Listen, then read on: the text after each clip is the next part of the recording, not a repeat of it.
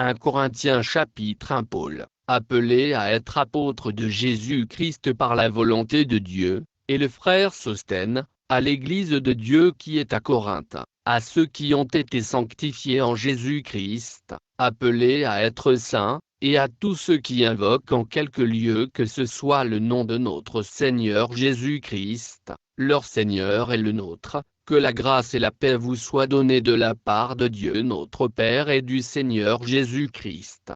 Je rends à mon Dieu de continuelles actions de grâce à votre sujet, pour la grâce de Dieu qui vous a été accordée en Jésus-Christ. Car en lui vous avez été comblés de toutes les richesses qui concernent la parole et la connaissance, le témoignage de Christ ayant été solidement établi parmi vous, de sorte qu'il ne vous manque aucun don, dans l'attente où vous êtes de la manifestation de notre Seigneur Jésus-Christ. Il vous affermira aussi jusqu'à la fin, pour que vous soyez irréprochables au jour de notre Seigneur Jésus-Christ. Dieu est fidèle, lui qui vous a appelé à la communion de son Fils, Jésus-Christ notre Seigneur. Je vous exhorte, frères, par le nom de notre Seigneur Jésus-Christ, à tenir tous un même langage, et à ne point avoir de division parmi vous, mais à être parfaitement unis dans un même esprit et dans un même sentiment. Car, mes frères, j'ai appris à votre sujet, par les gens de Chloé, qu'il y a des disputes au milieu de vous. Je veux dire que chacun de vous parle ainsi, moi, je suis de Paul. Et moi, d'Apollo. Et moi, de Cépha. Et moi, de Christ. Christ est-il divisé? Paul a-t-il été crucifié pour vous, ou est-ce au nom de Paul que vous avez été baptisés? Je rends grâce à Dieu de ce que je n'ai baptisé aucun de vous, excepté Crispus et Gaius, afin que personne ne dise que vous avez été baptisés en mon nom. J'ai encore baptisé la famille de Stéphanac, du reste, je ne sache pas que j'ai baptisé quelque autre personne. Ce n'est pas pour baptiser que Christ m'a envoyé, c'est pour annoncer l'Évangile, et cela sans la sagesse du langage, afin que la croix de Christ ne soit pas rendue vaine. Car la prédication de la croix est une folie pour ceux qui périssent, mais pour nous qui sommes sauvés, elle est une puissance de Dieu. Aussi est-il écrit, je détruirai la sagesse des sages, et j'anéantirai l'intelligence des intelligents. Où est le sage? Où est le scribe? Où est le disputeur de ce siècle? Dieu n'a-t-il pas convaincu de folie la sagesse du monde? Car puisque le monde, avec sa sagesse, n'a point connu Dieu dans la sagesse de Dieu, il a plu à Dieu de sauver les croyants par la folie de la prédication. Les Juifs demandent des miracles et les Grecs cherchent la sagesse. Nous prêchons Christ crucifié, scandale pour les Juifs et folie pour les païens, mais puissance de Dieu et sagesse de Dieu pour ceux qui sont appelés, tant Juifs que Grecs. Car la folie de Dieu est plus sage que les hommes, et la faiblesse de Dieu est plus forte que les hommes. Considérez, frères, que parmi vous qui avez été appelés il n'y a ni beaucoup de sages selon la chair, ni beaucoup de puissants, ni beaucoup de nobles. Mais Dieu a choisi les choses folles du monde pour confondre les sages, Dieu a choisi les choses faibles du monde pour confondre les fortes, et Dieu a choisi les choses viles du monde et celles qu'on méprise, celles qui ne sont point, pour réduire à néant celles qui sont, afin que nulle chair ne se glorifie devant Dieu. Or, c'est par lui que vous êtes en Jésus-Christ, lequel, de par Dieu, a été fait pour nous sagesse, justice et sanctification et rédemption, afin, comme il est écrit, que celui qui se glorifie dans le Seigneur. Chapitre 2 Pour moi, frères, lorsque je suis allé chez vous, ce n'est pas avec une supériorité de langage ou de sagesse que je suis allé vous annoncer le témoignage de Dieu. Car je n'ai pas eu la pensée de savoir parmi vous autre chose que Jésus-Christ, et Jésus-Christ crucifié.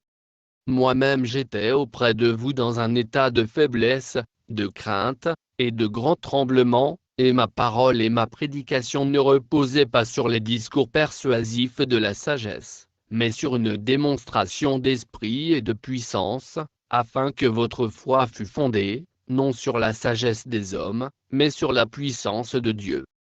Cependant, c'est une sagesse que nous prêchons parmi les parfaits, sagesse qui n'est pas de ce siècle, ni des chefs de ce siècle, qui vont être anéantis. Nous prêchons la sagesse de Dieu, mystérieuse et cachée, que Dieu, avant les siècles, avait destinée pour notre gloire, sagesse qu'aucun des chefs de ce siècle n'a connue, car, s'ils l'eussent connue, ils n'auraient pas crucifié le Seigneur de gloire.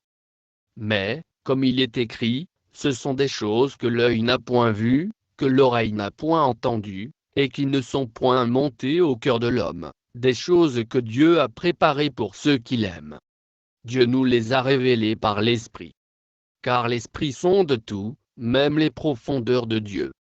Lequel des hommes, en effet, connaît les choses de l'homme, si ce n'est l'Esprit de l'homme qui est en lui.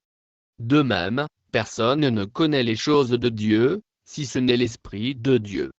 Or nous n'avons pas reçu l'Esprit du monde, mais l'Esprit qui vient de Dieu, afin que nous connaissions les choses que Dieu nous a données par sa grâce.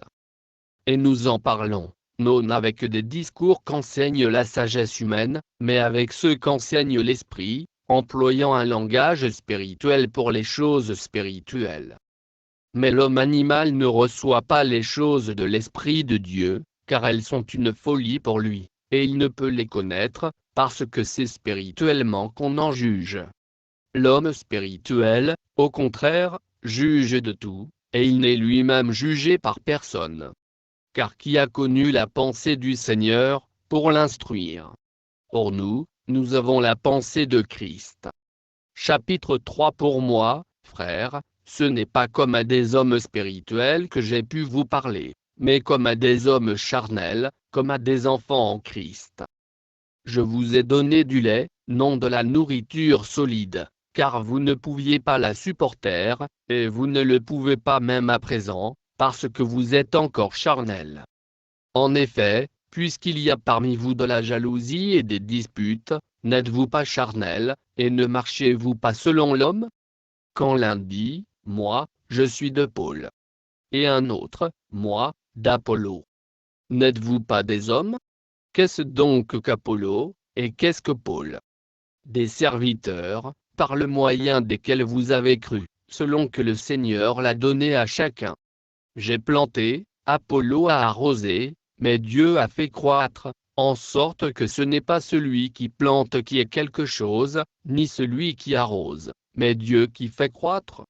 Celui qui plante et celui qui arrose sont égaux, et chacun recevra sa propre récompense selon son propre travail.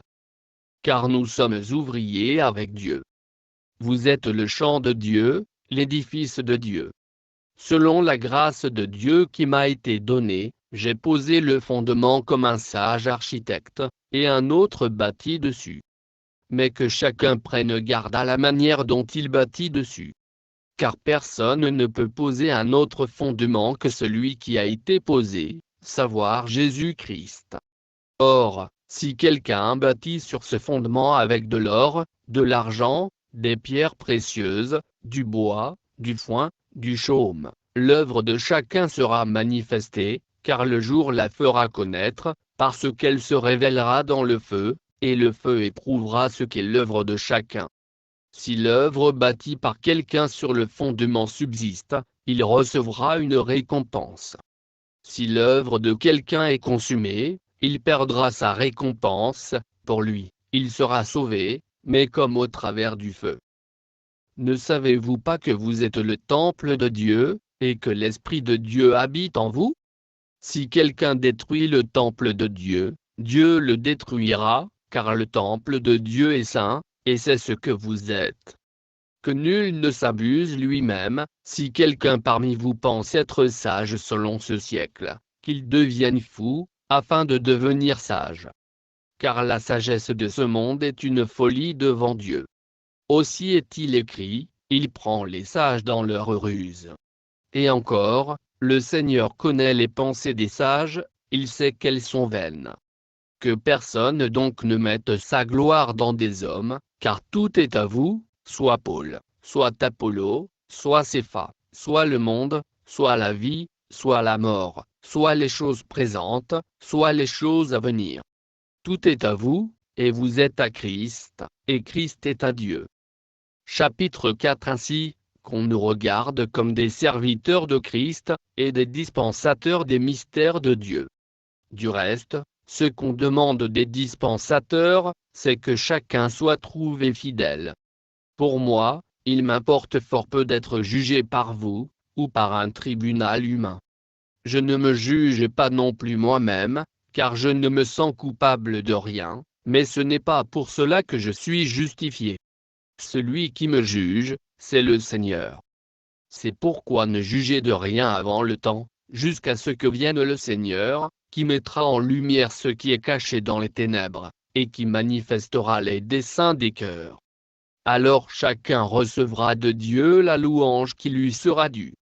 C'est à cause de vous, frères, que j'ai fait de ces choses une application à ma personne et à celle d'Apollo, afin que vous appreniez en nos personnes à ne pas aller au-delà de ce qui est écrit, et que nul de vous ne conçoive de l'orgueil en faveur de l'un contre l'autre. Car qui est-ce qui te distingue? Qu'as-tu que tu n'aies reçu?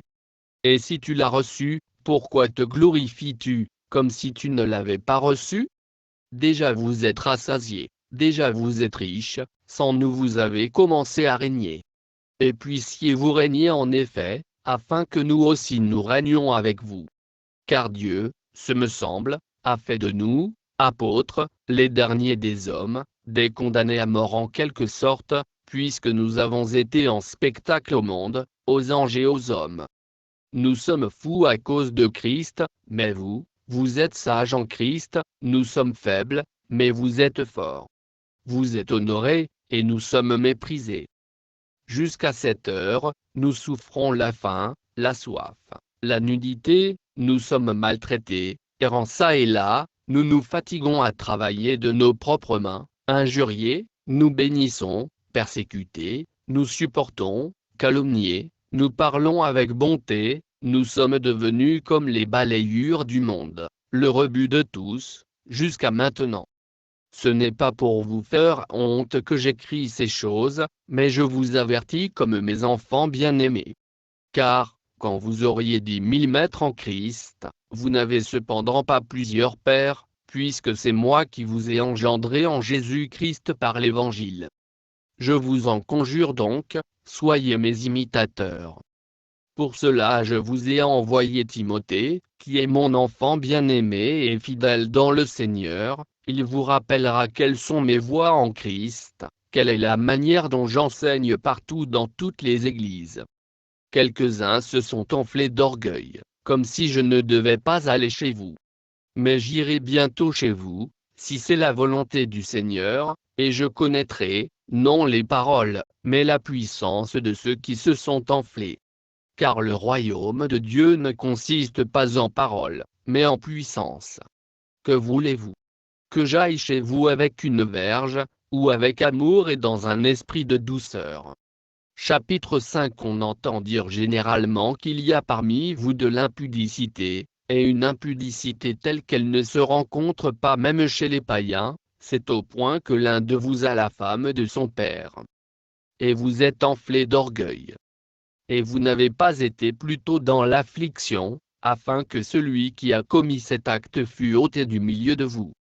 Pour moi, absent de corps, mais présent d'esprit, j'ai déjà jugé, comme si j'étais présent, celui qui a commis un tel acte. Au nom du Seigneur Jésus, vous et mon esprit étant assemblés avec la puissance de notre Seigneur Jésus, qu'un tel homme soit livré à Satan pour la destruction de la chair, afin que l'esprit soit sauvé au jour du Seigneur Jésus. C'est bien à tort que vous vous glorifiez. Ne savez-vous pas qu'un peu de levain fait lever toute la pâte? Faites disparaître le vieux levain, afin que vous soyez une pâte nouvelle, puisque vous êtes sans levain, car Christ, notre Pâque, a été immolé. Célébrons donc la fête, non avec du vieux levain, non avec un levain de malice et de méchanceté, mais avec les pains sans levain de la pureté et de la vérité. Je vous ai écrit dans ma lettre de ne pas avoir des relations avec les impudiques, moins non pas d'une manière absolue avec les impudiques de ce monde, ou avec les cupides et les ravisseurs, ou avec les idolâtres, autrement, il vous faudrait sortir du monde. Maintenant, ce que je vous ai écrit, c'est de ne pas avoir des relations avec quelqu'un qui, se nommant frère, est impudique, ou cupide, ou idolâtre, ou outrageux, ou ivrogne, ou ravisseur, de ne pas même manger avec un tel homme. Qu'ai-je, en effet, à juger ceux du dehors? N'est-ce pas ceux du dedans que vous avez à juger? Pour ceux du dehors, Dieu les juge. Ôtez le méchant du milieu de vous. Chapitre 6. Quelqu'un de vous, lorsqu'il est indifférent avec un autre, ose-t-il plaider devant les injustes, et non devant les saints?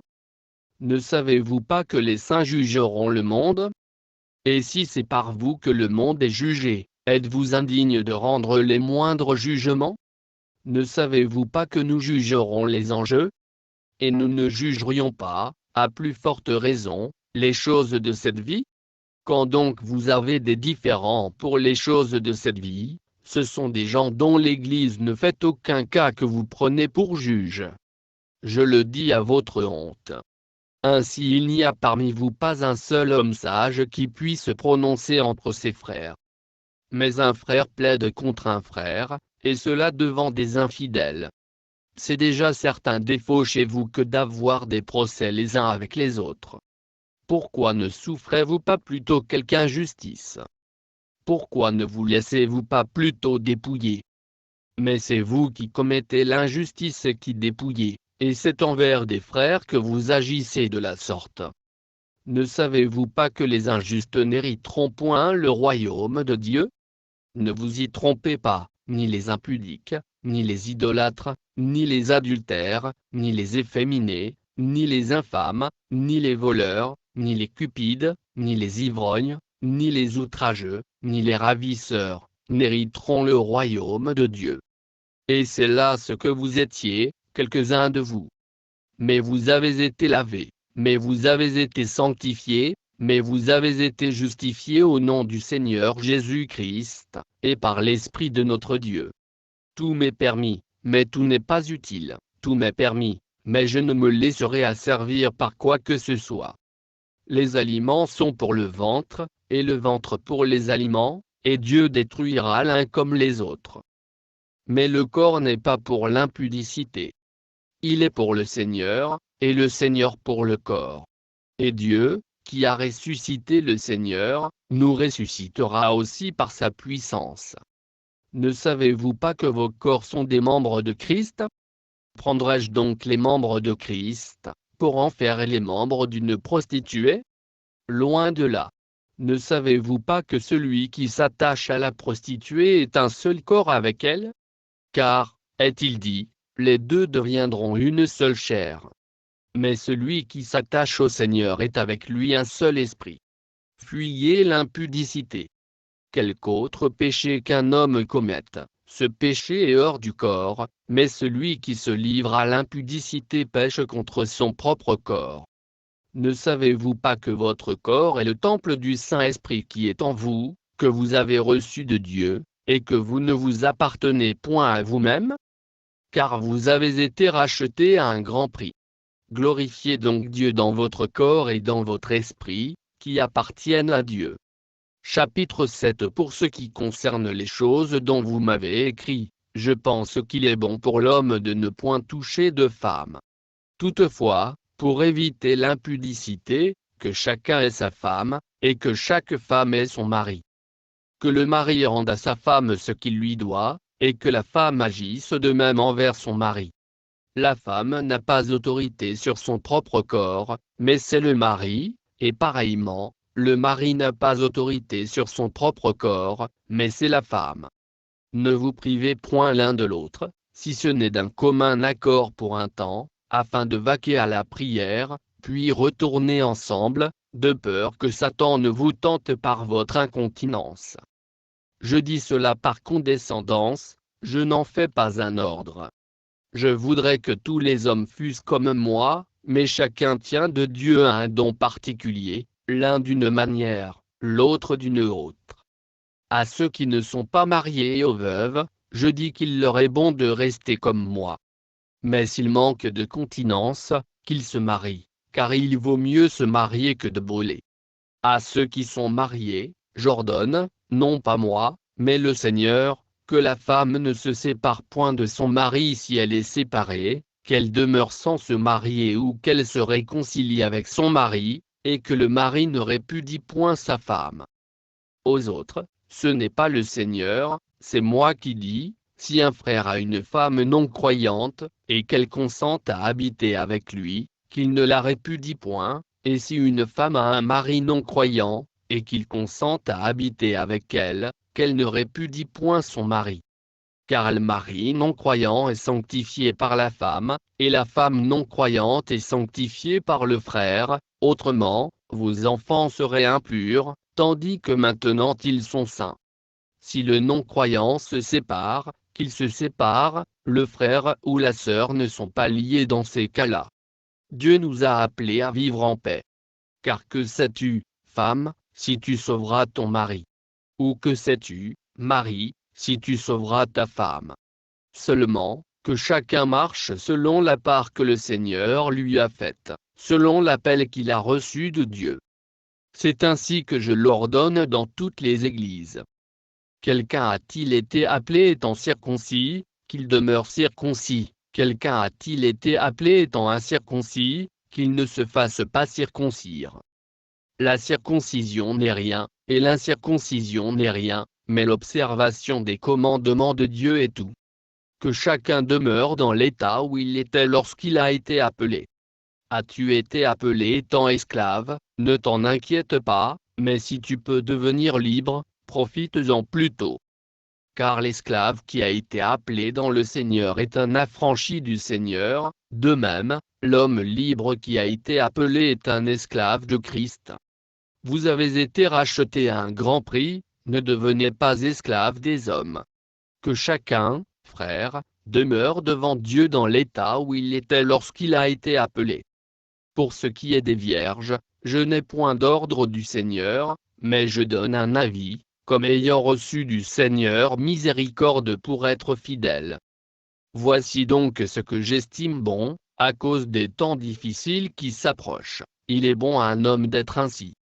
Es-tu lié à une femme? Ne cherche pas à rompre ce lien. N'es-tu pas lié à une femme? Ne cherche pas une femme. Si tu t'es marié, tu n'as point péché, et si la Vierge s'est mariée, elle n'a point péché, mais ces personnes auront des tribulations dans la chair, et je voudrais vous les épargner.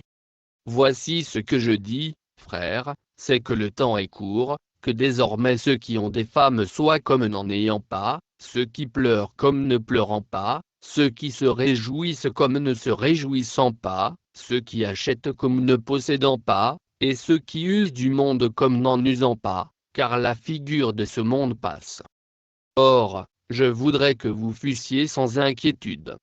Celui qui n'est pas marié s'inquiète des choses du Seigneur, des moyens de plaire au Seigneur, et celui qui est marié s'inquiète des choses du monde, des moyens de plaire à sa femme.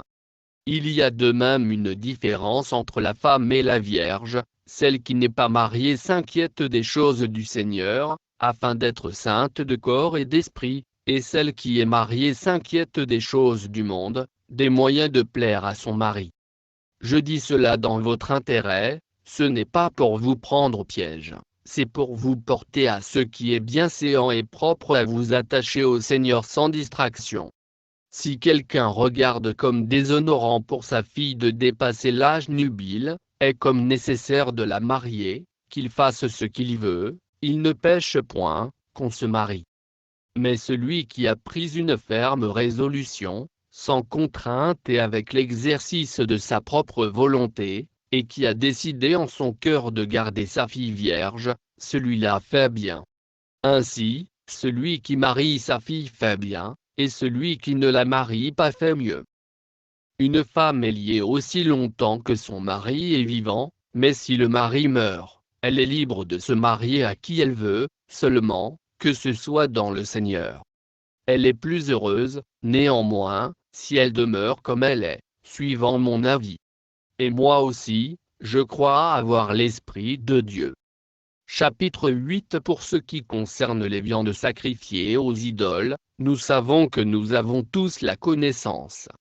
La connaissance enfle, mais la charité édifie. Si quelqu'un croit savoir quelque chose, il n'a pas encore connu comme il faut connaître. Mais si quelqu'un aime Dieu, celui-là est connu de lui. Moins pour ce qui est donc de manger des viandes sacrifiées aux idoles, nous savons qu'il n'y a point d'idole dans le monde, et qu'il n'y a qu'un seul Dieu. Car, s'il est des êtres qui sont appelés dieux, soit dans le ciel, soit sur la terre, comme il existe réellement plusieurs dieux et plusieurs seigneurs, néanmoins pour nous il n'y a qu'un seul Dieu, le Père, de qui viennent toutes choses et pour qui nous sommes, et un seul Seigneur, Jésus-Christ, par qui sont toutes choses et par qui nous sommes. Mais cette connaissance n'est pas chez tous. Quelques-uns, d'après la manière dont ils envisagent encore l'idole, mangent de ces viandes comme étant sacrifiées aux idoles, et leur conscience, qui est faible, en est souillée. Ce n'est pas un aliment qui nous rapproche de Dieu, si nous en mangeons, nous n'avons rien de plus, si nous n'en mangeons pas, nous n'avons rien de moins. Prenez garde, toutefois, que votre liberté ne devienne une pierre d'achoppement pour les faibles. Car, si quelqu'un te voit, toi qui as de la connaissance, assis à table dans un temple d'idole, sa conscience, à lui qui est faible, ne le portera-t-elle pas à manger des viandes sacrifiées aux idoles? Et ainsi le faible périra par ta connaissance, le frère pour lequel Christ est mort. En péchant de la sorte contre les frères, et en blessant leur conscience faible, vous péchez contre Christ. C'est pourquoi, si un aliment scandalise mon frère, je ne mangerai jamais de viande, afin de ne pas scandaliser mon frère. Chapitre 9. Ne suis-je pas libre? Ne suis-je pas apôtre? N'ai-je pas vu Jésus notre Seigneur? N'êtes-vous pas mon œuvre dans le Seigneur? Si pour d'autres je ne suis pas apôtre, je le suis au moins pour vous, car vous êtes le sceau de mon apostolat dans le Seigneur. C'est là ma défense contre ceux qui m'accusent. N'avons-nous pas le droit de manger et de boire? N'avons-nous pas le droit de mener avec nous une sœur qui soit notre femme, comme font les autres apôtres, et les frères du Seigneur, et Cépha? Ou bien, est-ce que moi seul et Barnabas nous n'avons pas le droit de ne point travailler? Qui jamais fait le service militaire à ses propres frais? Qui est-ce qui plante une vigne, et n'en mange pas le fruit? Qui est-ce qui fait paître un troupeau, et ne se nourrit pas du lait du troupeau? Ces choses que je dis, n'existent-elles que dans les usages des hommes? La loi ne les dit-elle pas aussi? Car il est écrit dans la loi de Moïse, tu n'emmuselleras point le bœuf quand il foule le grain. Dieu se met-il en peine des bœufs, ou parle-t-il uniquement à cause de nous? Oui, c'est à cause de nous qu'il a été écrit que celui qui laboure doit labourer avec espérance, et celui qui foule le grain fouler avec l'espérance d'y avoir part. Si nous avons semé parmi vous les biens spirituels, est-ce une grosse affaire si nous moissonnons vos biens temporels? Si d'autres jouissent de ce droit sur vous, n'est-ce pas plutôt à nous d'en jouir? Mais nous n'avons point usé de ce droit, au contraire, nous souffrons tout, afin de ne pas créer d'obstacle à l'évangile de Christ. Ne savez-vous pas que ceux qui remplissent les fonctions sacrées sont nourris par le temple, que ceux qui servent à l'autel ont part à l'autel? De même aussi, le Seigneur a ordonné à ceux qui annoncent l'évangile de vivre de l'évangile. Pour moi, je n'ai usé d'aucun de ces droits, et ce n'est pas afin de les réclamer en ma faveur que j'écris ainsi, car j'aimerais mieux mourir que de me laisser enlever ce sujet de gloire. Si j'annonce l'évangile, ce n'est pas pour moi un sujet de gloire, car la nécessité m'en est imposée, et malheur à moi si je n'annonce pas l'évangile. Si je le fais de bon cœur, j'en ai la récompense, mais si je le fais malgré moi, c'est une charge qui m'est confiée. Quelle est donc ma récompense? C'est d'offrir gratuitement l'évangile que j'annonce, sans user de mon droit de prédicateur de l'évangile.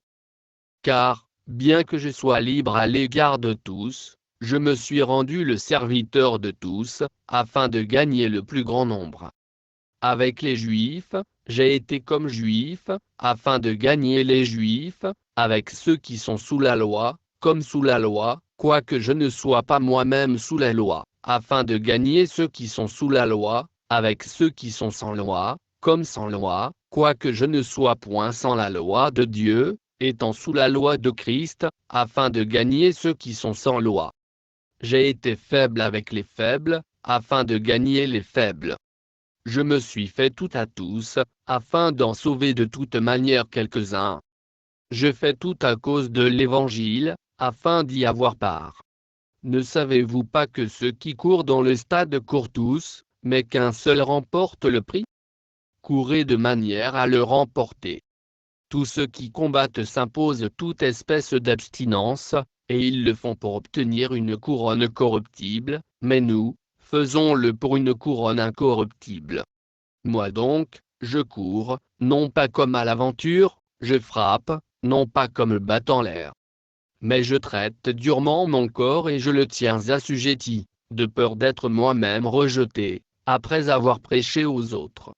Chapitre 10. Frères, je ne veux pas que vous ignoriez que nos pères ont tous été sous la nuée, qu'ils ont tous passé au travers de la mer, qu'ils ont tous été baptisés en Moïse dans la nuée et dans la mer, qu'ils ont tous mangé le même aliment spirituel, et qu'ils ont tous bu le même breuvage spirituel, car ils buvaient à un rocher spirituel qui les suivait, et ce rocher était Christ. Mais la plupart d'entre eux ne furent point agréables à Dieu, puisqu'ils périrent dans le désert. Or, ces choses sont arrivées pour nous servir d'exemple, afin que nous n'ayons pas de mauvais désirs, comme ils en ont eu. Ne devenez point idolâtres, comme quelques-uns d'eux, selon qu'il est écrit, le peuple s'assit pour manger et pour boire, puis ils se levèrent pour se divertir. Ne nous livrons point à l'impudicité, comme quelques-uns d'eux s'y livrèrent, de sorte qu'il en tomba 23 000 en un seul jour. Ne tentons point le Seigneur, comme le tentèrent quelques-uns d'eux, qui périrent par les serpents. Ne murmurez point, comme murmurèrent quelques-uns d'eux, qui périrent par l'exterminateur. Ces choses leur sont arrivées pour servir d'exemple, et elles ont été écrites pour notre instruction, à nous qui sommes parvenus à la fin des siècles.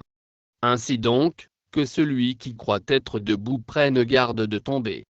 Aucune tentation ne vous est survenue qui n'ait été humaine, et Dieu, qui est fidèle, ne permettra pas que vous soyez tentés au-delà de vos forces, mais avec la tentation il préparera aussi le moyen d'en sortir, afin que vous puissiez la supporter.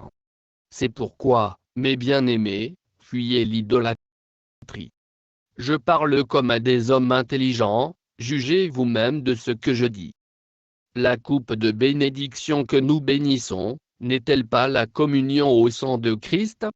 Le pain que nous rompons, n'est-il pas la communion au corps de Christ?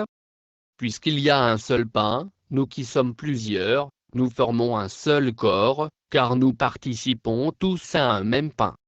Voyez les Israélites selon la chair, ceux qui mangent les victimes ne sont-ils pas en communion avec l'autel? Que dis-je donc? Que la viande sacrifiée aux idoles est quelque chose, ou qu'une idole est quelque chose? Nullement. Je dis que ce qu'on sacrifie, on le sacrifie à des démons, et non à Dieu. Or, je ne veux pas que vous soyez en communion avec les démons. Vous ne pouvez boire la coupe du Seigneur, et la coupe des démons, vous ne pouvez participer à la table du Seigneur, et à la table des démons. Voulons-nous provoquer la jalousie du Seigneur? Sommes-nous plus forts que lui? Tout est permis, mais tout n'est pas utile. Tout est permis, mais tout n'édifie pas. Que personne ne cherche son propre intérêt, mais que chacun cherche celui d'autrui. Mangez de tout ce qui se vend au marché, sans vous enquérir de rien par motif de conscience, car la terre est au Seigneur, et tout ce qu'elle renferme. Si un non-croyant vous invite et que vous vouliez y aller, mangez de tout ce qu'on vous présentera, sans vous enquérir de rien par motif de conscience. Mais si quelqu'un vous dit, ceci a été offert en sacrifice, N'en mangez pas, à cause de celui qui a donné l'avertissement, et à cause de la conscience. Je parle ici, non de votre conscience, mais de celle de l'autre. Pourquoi, en effet, ma liberté serait-elle jugée par une conscience étrangère? Si je mange avec action de grâce, pourquoi serais-je blâmé au sujet d'une chose dont je rends grâce? Soit donc que vous mangiez, soit que vous buviez, soit que vous fassiez quelque autre chose, faites tout pour la gloire de Dieu. Ne soyez en scandale ni aux Grecs, ni aux Juifs, ni à l'Église de Dieu, de la même manière que moi aussi je m'efforce en toutes choses de complaire à tous, cherchant, non mon avantage, mais celui du plus grand nombre, afin qu'ils soient sauvés. Chapitre 11. Soyez mes imitateurs, comme je le suis moi-même de Christ. Je vous loue de ce que vous vous souvenez de moi à tous égards, et de ce que vous retenez mes instructions telles que je vous les ai données. Je veux cependant que vous sachiez que Christ est le chef de tout homme, que l'homme est le chef de la femme, et que Dieu est le chef de Christ. Tout homme qui prie ou qui prophétise, la tête couverte, déshonore son chef. Toute femme, au contraire, qui prie ou qui prophétise, la tête non voilée, déshonore son chef, c'est comme si elle était rasée. Car si une femme n'est pas voilée, qu'elle se coupe aussi les cheveux. Or, s'il est honteux pour une femme d'avoir les cheveux coupés ou d'être rasée, qu'elle se voile. L'homme ne doit pas se couvrir la tête, puisqu'il est l'image et la gloire de Dieu, tandis que la femme est la gloire de l'homme. En effet, l'homme n'a pas été tiré de la femme, mais la femme a été tirée de l'homme, et l'homme n'a pas été créé à cause de la femme, mais la femme a été créée à cause de l'homme. C'est pourquoi la femme, à cause des anges, doit avoir sur la tête une marque de l'autorité dont elle dépend. Toutefois, dans le Seigneur, la femme n'est point sans l'homme, ni l'homme sans la femme. Car, de même que la femme a été tirée de l'homme, de même l'homme existe par la femme, et tout vient de Dieu. Jugez-en vous-même, est-il convenable qu'une femme prie Dieu sans être voilée? La nature elle-même ne vous enseigne-t-elle pas que c'est une honte pour l'homme de porter de longs cheveux, mais que c'est une gloire pour la femme d'en porter, parce que la chevelure lui a été donnée comme voile? Si quelqu'un se plaît à contester, nous n'avons pas cette habitude, non plus que les églises de Dieu. En donnant cet avertissement, ce que je ne loue point, c'est que vous vous assemblez, non pour devenir meilleur, mais pour devenir pire. Et d'abord, j'apprends que, lorsque vous vous réunissez en assemblée, il y a parmi vous des divisions, et je le crois en partie, car il faut qu'il y ait aussi des sectes parmi vous, afin que ceux qui sont approuvés soient reconnus comme tels au milieu de vous. Moins alors donc que vous vous réunissez, ce n'est pas pour manger le repas du Seigneur, car, quand on se met à table, chacun commence par prendre son propre repas, et l'un a faim, tandis que l'autre est ivre. N'avez-vous pas des maisons pour y manger et boire? Ou méprisez-vous l'Église de Dieu, et faites-vous honte à ceux qui n'ont rien? Que vous dirai-je? Vous louerai-je? En cela je ne vous loue point. Car j'ai reçu du Seigneur ce que je vous ai enseigné, c'est que le Seigneur Jésus, dans la nuit où il fut livré, prit du pain, et, après avoir rendu grâce, le rompit, et dit, ceci est mon corps, qui est rompu pour vous, faites ceci en mémoire de moi. De même, après avoir soupé, il prit la coupe, et dit, cette coupe est la nouvelle alliance en mon sang, faites ceci en mémoire de moi toutes les fois que vous en boirez. Car toutes les fois que vous mangez ce pain et que vous buvez cette coupe, vous annoncez la mort du Seigneur, jusqu'à ce qu'il vienne. C'est pourquoi celui qui mangera le pain ou boira la coupe du Seigneur indignement, sera coupable envers le corps et le sang du Seigneur. Que chacun donc s'éprouve soi-même, et qu'ainsi il mange du pain et boive de la coupe, car celui qui mange et boit sans discerner le corps du Seigneur, mange et boit un jugement contre lui-même. C'est pour cela qu'il y a parmi vous beaucoup d'infirmes et de malades, et qu'un grand nombre sont morts. Si nous nous jugions nous-mêmes, nous ne serions pas jugés. mais quand nous sommes jugés, nous sommes châtiés par le Seigneur, afin que nous ne soyons pas condamnés avec le monde. Ainsi, mes frères, lorsque vous vous réunissez pour le repas, attendez-vous les uns les autres. Si quelqu'un a faim, qu'il mange chez lui, afin que vous ne vous réunissiez pas pour attirer un jugement sur vous. Je réglerai les autres choses quand je serai arrivé. Chapitre 12. Pour ce qui concerne les dons spirituels, je ne veux pas, frères, que vous soyez dans l'ignorance. Vous savez que, lorsque vous étiez païens, vous vous laissiez entraîner vers les idoles muettes, selon que vous étiez conduits. C'est pourquoi je vous déclare que nul, s'il parle par l'Esprit de Dieu, ne dit « Jésus est anathème ». Et que nul ne peut dire « Jésus est le Seigneur », si ce n'est par le Saint-Esprit.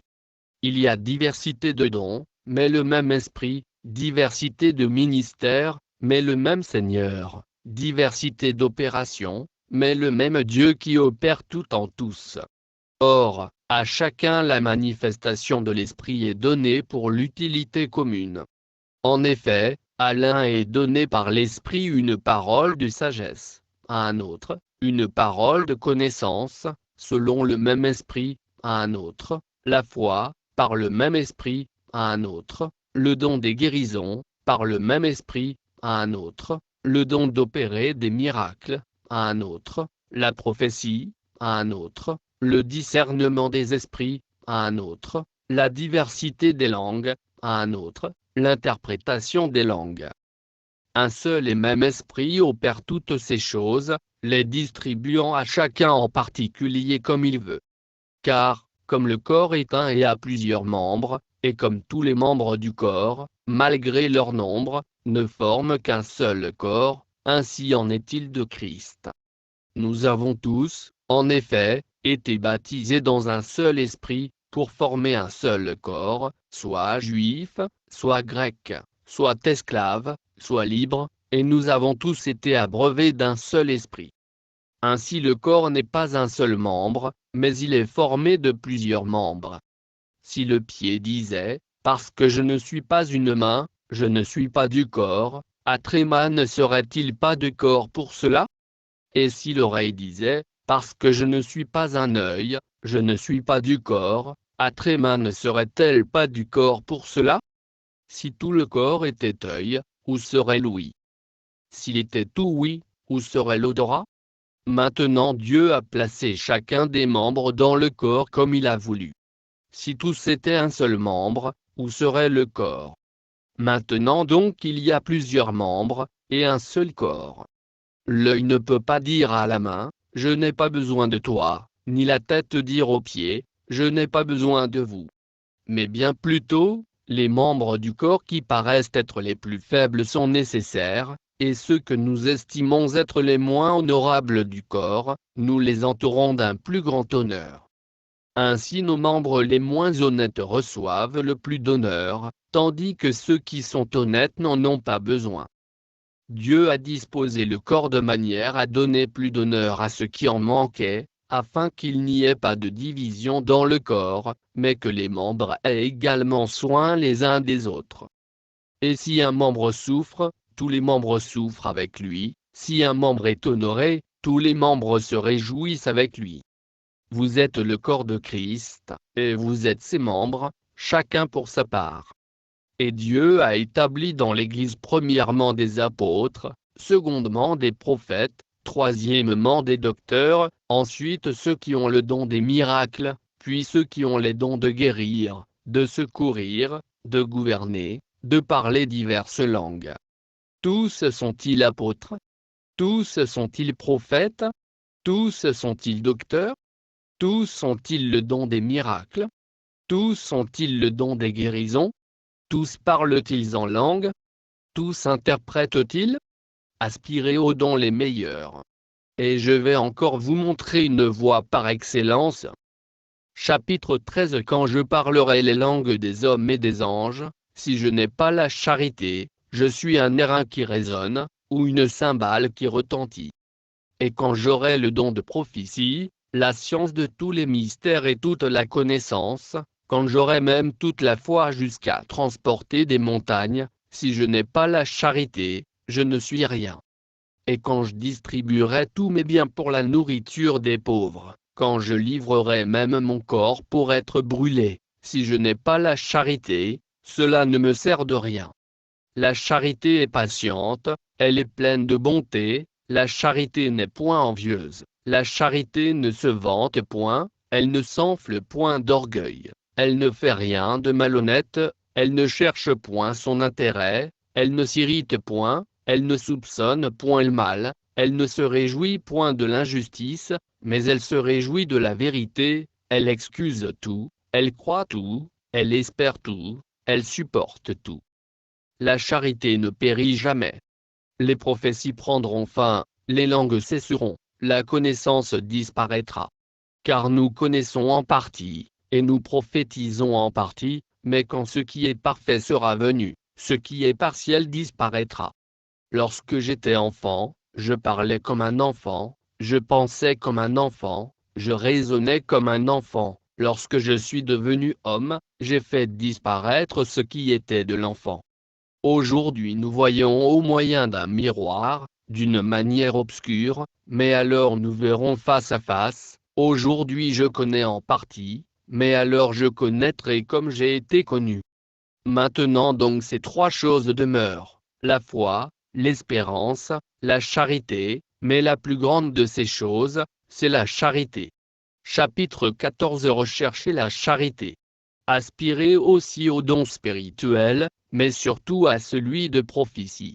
En effet, celui qui parle en langue ne parle pas aux hommes, mais à Dieu, car personne ne le comprend, et c'est en esprit qu'il dit des mystères. Celui qui prophétise, au contraire, parle aux hommes, les édifie, les exhorte, les console. Celui qui parle en langue s'édifie lui-même, celui qui prophétise édifie l'Église. Je désire que vous parliez tous en langue, mais encore plus que vous prophétisiez. Celui qui prophétise est plus grand que celui qui parle en langue, à moins que ce dernier n'interprète, pour que l'Église en reçoive de l'édification.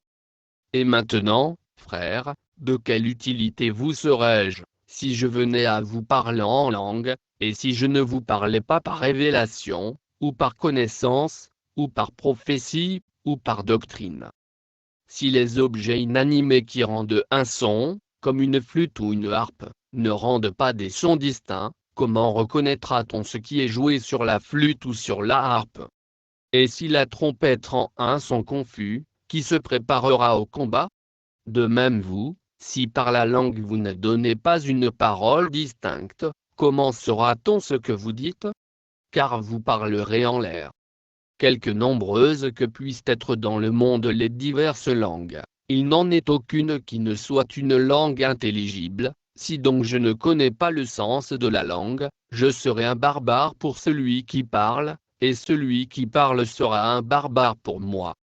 De même vous, puisque vous aspirez aux dons spirituels, que ce soit pour l'édification de l'Église que vous cherchiez à en posséder abondamment. C'est pourquoi, que celui qui parle en langue prie pour avoir le don d'interpréter. Car si je prie en langue, mon esprit est en prière, mais mon intelligence demeure stérile. Que faire donc?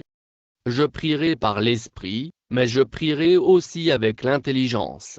Je chanterai par l'esprit, mais je chanterai aussi avec l'intelligence. Autrement, si tu rends grâce par l'esprit, comment celui qui est dans les rangs de l'homme du peuple répondra-t-il Amen à ton action de grâce, puisqu'il ne sait pas ce que tu dis? Tu rends, il est vrai, d'excellentes actions de grâce, mais l'autre n'est pas édifié. Je rends grâce à Dieu de ce que je parle en langue plus que vous tous, mais, dans l'Église, j'aime mieux dire 5 paroles avec mon intelligence, afin d'instruire aussi les autres, que 10 000 paroles en langue. Frères, ne soyez pas des enfants sous le rapport du jugement, mais pour la malice, soyez enfants, et, à l'égard du jugement, soyez des hommes faits. Il est écrit dans la loi, c'est par des hommes d'une autre langue et par des lèvres d'étrangers que je parlerai à ce peuple, et ils ne m'écouteront pas même ainsi, dit le Seigneur. Par conséquent, les langues sont un signe, non pour les croyants, mais pour les non-croyants. La prophétie, au contraire, est un signe, non pour les non-croyants, mais pour les croyants. Si donc, dans une assemblée de l'Église entière, tous parlent en langue, et qu'il survienne des hommes du peuple ou des non-croyants, ne diront-ils pas que vous êtes fous? Mais si tous prophétisent, et qu'il survienne quelque non-croyant ou un homme du peuple, il est convaincu par tous, il est jugé par tous, les secrets de son cœur sont dévoilés, de telle sorte que, tombant sur sa face, il adorera Dieu, et publiera que Dieu est réellement au milieu de vous. Que faire donc, frères? Lorsque vous vous assemblez, les uns ou les autres parmi vous ont-ils un cantique, une instruction, une révélation, une langue, une interprétation, que tout se fasse pour l'édification? En est-il qui parle en langue, que 2 ou 3 au plus parlent, chacun à son tour, et que quelqu'un interprète? S'il n'y a point d'interprète, qu'on se taise dans l'Église, et qu'on parle à soi-même et à Dieu. Pour ce qui est des prophètes, que 2 ou 3 parlent, et que les autres jugent, et si un autre qui est assis a une révélation, que le premier se taise. Car vous pouvez tous prophétiser successivement, afin que tous soient instruits et que tous soient exhortés. Les esprits des prophètes sont soumis aux prophètes, car Dieu n'est pas un Dieu de désordre, mais de paix. Comme dans toutes les églises des saints, que les femmes se taisent dans les assemblées, car il ne leur est pas permis d'y parler, mais qu'elles soient soumises, selon que le dit aussi la loi. Si elles veulent s'instruire sur quelque chose, qu'elles interrogent leur mari à la maison, car il est malséant à une femme de parler dans l'église. Est-ce de chez vous que la parole de Dieu est sortie? Ou est-ce à vous seul qu'elle est parvenue? Si quelqu'un croit être prophète ou inspiré, qu'il reconnaisse que ce que je vous écris est un commandement du Seigneur. Et si quelqu'un l'ignore, qu'il l'ignore. Ainsi donc, frères, aspirez au don de prophétie, et n'empêchez pas de parler en langue. Mais que tout se fasse avec bienséance et avec ordre. Chapitre 15. Je vous rappelle, frères, l'évangile que je vous ai annoncé, que vous avez reçu, dans lequel vous avez persévéré, et par lequel vous êtes sauvés, si vous le reteniez tel que je vous l'ai annoncé, autrement, vous auriez cru en vain. Je vous ai enseigné avant tout, comme je l'avais aussi reçu, que Christ est mort pour nos péchés, selon les Écritures, qu'il a été enseveli, et qu'il est ressuscité le 3e jour, selon les Écritures, et qu'il est apparu à Cépha, puis aux 12. Ensuite, il est apparu à plus de 500 frères à la fois, dont la plupart sont encore vivants, et dont quelques-uns sont morts. Ensuite, il est apparu à Jacques, puis à tous les apôtres. Après eux tous, il m'est aussi apparu à moi, comme à l'avorton, car je suis le moindre des apôtres, je ne suis pas digne d'être appelé apôtre, parce que j'ai persécuté l'Église de Dieu. Par la grâce de Dieu je suis ce que je suis, et sa grâce envers moi n'a pas été vaine, loin de là, j'ai travaillé plus que tous, non pas moi toutefois, mais la grâce de Dieu qui est avec moi. Ainsi donc, que ce soit moi, que ce soit eux, voilà ce que nous prêchons, et c'est ce que vous avez cru. Or, si l'on prêche que Christ est ressuscité des morts, comment quelques-uns parmi vous disent-ils qu'il n'y a point de résurrection des morts? S'il n'y a point de résurrection des morts, Christ non plus n'est pas ressuscité. Et si Christ n'est pas ressuscité, notre prédication est donc vaine, et votre foi aussi est vaine. Il se trouve même que nous sommes de faux témoins à l'égard de Dieu, puisque nous avons témoigné contre Dieu qu'il a ressuscité Christ, tandis qu'il ne l'aurait pas ressuscité, si les morts ne ressuscitent point. Car si les morts ne ressuscitent point, Christ non plus n'est pas ressuscité. Et si Christ n'est pas ressuscité, votre foi est vaine, vous êtes encore dans vos péchés, et par conséquent aussi ceux qui sont morts en Christ sont perdus. Si c'est dans cette vie seulement que nous espérons en Christ, nous sommes les plus malheureux de tous les hommes. Mais maintenant, Christ est ressuscité des morts, il est les prémices de ceux qui sont morts. Car, puisque la mort est venue par un homme, c'est aussi par un homme qu'est venue la résurrection des morts. Et comme tous meurent en Adam, de même aussi tous revivront en Christ, mais chacun en son rang. Christ comme prémisse, puis ceux qui appartiennent à Christ, lors de son avènement. Ensuite viendra la fin, quand il remettra le royaume à celui qui est Dieu et Père, après avoir détruit toute domination, toute autorité et toute puissance. Car il faut qu'il règne jusqu'à ce qu'il ait mis tous les ennemis sous ses pieds. Le dernier ennemi qui sera détruit, c'est la mort. Dieu, en effet, a tout mis sous ses pieds. Mais lorsqu'il dit que tout lui a été soumis, il est évident que celui qui lui a soumis toutes choses est excepté. Et lorsque toutes choses lui auront été soumises, alors le Fils lui-même sera soumis à celui qui lui a soumis toutes choses, afin que Dieu soit tout en tous. Autrement, que feraient ceux qui se font baptiser pour les morts? Si les morts ne ressuscitent absolument pas, pourquoi se font-ils baptiser pour eux? Et nous, pourquoi sommes-nous à toute heure en péril? Chaque jour je suis exposé à la mort, je l'atteste, frères, par la gloire dont vous êtes pour moi le sujet, en Jésus-Christ notre Seigneur. Si c'est dans des vues humaines que j'ai combattu contre les bêtes à Éphèse, quel avantage m'en revient-il? Si les morts ne ressuscitent pas, mangeons et buvons, car demain nous mourrons. Ne vous y trompez pas, les mauvaises compagnies corrompent les bonnes mœurs. Revenez à vous-même, comme il est convenable, et ne péchez point, car quelques-uns ne connaissent pas Dieu, je le dis à votre honte. Mais quelqu'un dira, comment les morts ressuscitent-ils, et avec quel corps reviennent-ils? Insensé. Ce que tu sèmes ne reprend point vie, s'il ne meurt. Et ce que tu sèmes, ce n'est pas le corps qui naîtra, c'est un simple grain, de blé peut-être, ou de quelque autre semence, puis Dieu lui donne un corps comme il lui plaît, et à chaque semence il donne un corps qui lui est propre. Toute chair n'est pas la même chair, mais autre est la chair des hommes, autre celle des quadrupèdes, autre celle des oiseaux, autre celle des poissons. Il y a aussi des corps célestes et des corps terrestres, mais autre est l'éclat des corps célestes, autre celui des corps terrestres. Autre est l'éclat du soleil, autre l'éclat de la lune, et autre l'éclat des étoiles, même une étoile diffère en éclat d'une autre étoile. Ainsi en est-il de la résurrection des morts. Le corps est semé corruptible, il ressuscite incorruptible, il est semé méprisable, il ressuscite glorieux, il est semé infirme, il ressuscite plein de force, il est semé corps animal, il ressuscite corps spirituel. S'il y a un corps animal, il y a aussi un corps spirituel. C'est pourquoi il est écrit, le premier homme, Adam, devint une âme vivante. Le dernier Adam est devenu un esprit vivifiant.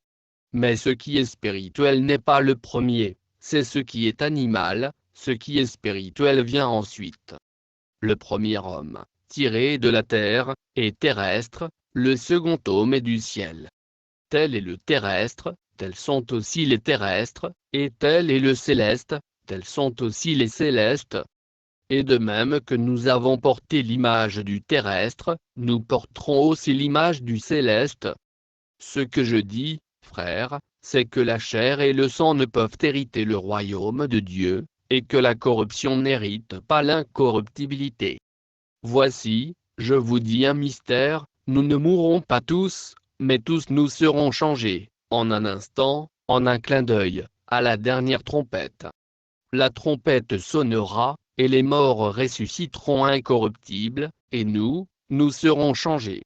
Car il faut que ce corps corruptible revête l'incorruptibilité, et que ce corps mortel revête l'immortalité. Lorsque ce corps corruptible aura revêtu l'incorruptibilité, et que ce corps mortel aura revêtu l'immortalité, alors s'accomplira la parole qui est écrite. La mort a été engloutie dans la victoire. Ô mort, où est ta victoire? Ô mort, où est ton aiguillon? L'aiguillon de la mort, c'est le péché, et la puissance du péché, c'est la loi. mais grâce soit rendue à Dieu, qui nous donne la victoire par notre Seigneur Jésus-Christ. Ainsi, mes frères bien-aimés, soyez fermes, inébranlables, travaillant de mieux en mieux à l'œuvre du Seigneur, sachant que votre travail ne sera pas vain dans le Seigneur. Chapitre 16. Pour ce qui concerne la collecte en faveur des saints, agissez, vous aussi, comme je l'ai ordonné aux églises de la Galatie. Que chacun de vous, le premier jour de la semaine, mette à part chez lui ce qu'il pourra, selon sa prospérité, afin qu'on n'attende pas mon arrivée pour recueillir les dons. Et quand je serai venu, j'enverrai avec des lettres, pour porter vos libéralités à Jérusalem, les personnes que vous aurez approuvées. Si la chose mérite que j'y aille moi-même, elles feront le voyage avec moi. J'irai chez vous quand j'aurai traversé la Macédoine, car je traverserai la Macédoine. Peut-être séjournerai-je auprès de vous, ou même y passerai-je l'hiver, afin que vous m'accompagniez là où je me rendrai. Je ne veux pas cette fois vous voir en passant, mais j'espère demeurer quelque temps auprès de vous, si le Seigneur le permet. Je resterai néanmoins à Éphèse jusqu'à la Pentecôte, car une porte grande et d'un accès efficace m'est ouverte, et les adversaires sont nombreux. Si Timothée arrive, faites en sorte qu'il soit sans crainte parmi vous, car il travaille comme moi à l'œuvre du Seigneur. Que personne donc ne le méprise. Accompagnez-le en paix, afin qu'il vienne vers moi, car je l'attends avec les frères. Pour ce qui est du frère Apollo, je l'ai beaucoup exhorté à se rendre chez vous avec les frères, mais ce n'était décidément pas sa volonté de le faire maintenant, il partira quand il en aura l'occasion. Veillez, demeurez fermes dans la foi, soyez des hommes, fortifiez-vous. Que tout ce que vous faites se fasse avec charité. Encore une recommandation que je vous adresse, frères. Vous savez que la famille de Stéphana est les prémices de l'Achaïe, et qu'elle s'est dévouée au service des saints. Ayez-vous aussi de la déférence pour de tels hommes, et pour tous ceux qui travaillent à la même œuvre.